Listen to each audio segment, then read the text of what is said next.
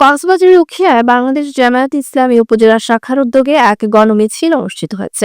মিছিলটি উপজেলার বিভিন্ন গুরুত্বপূর্ণ সড়ক প্রদক্ষিণ করে শেষ হয় এক সংক্ষিপ্ত সমাবেশের মাধ্যমে।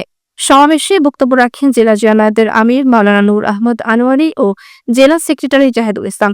সমাপনী বক্তব্যে উপজেলা জামায়াতের আমির মাওলানা আবুল ফজল দলের চলমান কার্যক্রম ও ভবিষ্যৎ কর্মসূচির কথা তুলে ধরেন।